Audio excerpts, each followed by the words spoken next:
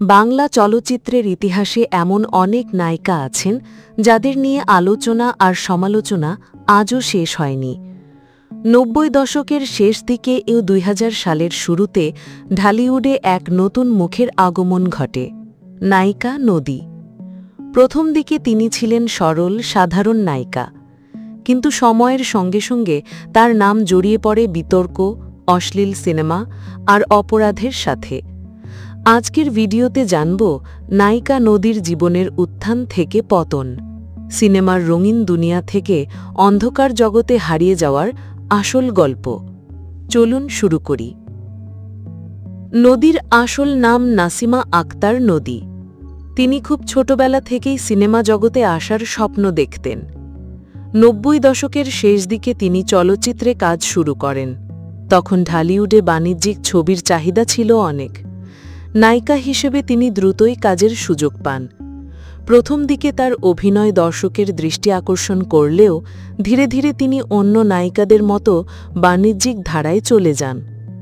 তার অভিনীত উল্লেখযোগ্য ছবিগুলো হল জোড়া খুন ২০০৫, গুটিবাজ ২০০৫, নগ্ন হামলা ২০০৫, মান্না ভাই ২০০৪, তেজি পুরুষ ২০০৪, খুনি শিকদার ২০০৪, নুরা পাগলা ২০০৩, মানিক বাদশাহ ২০০৩। যত দিন গড়াতে লাগল ততই নদীর নাম ছড়িয়ে পড়তে লাগল।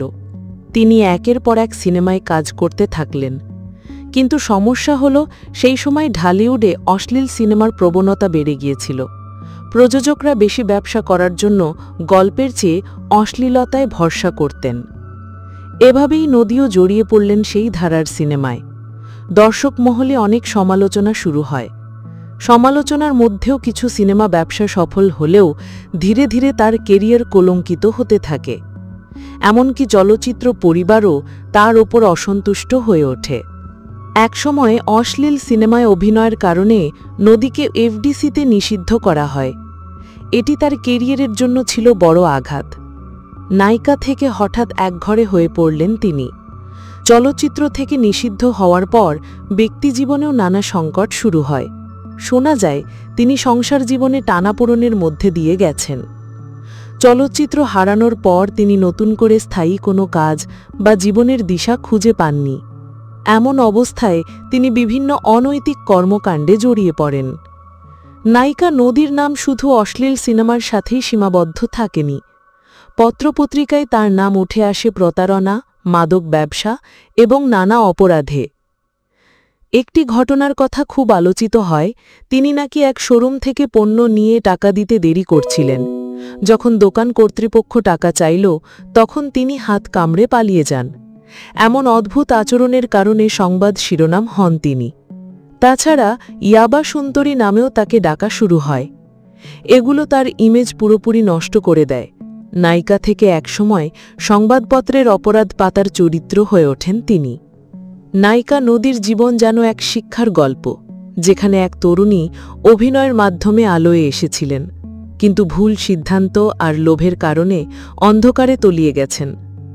আজ তিনি চলচ্চিত্রে নেই আলোচনার কেন্দ্রেও না।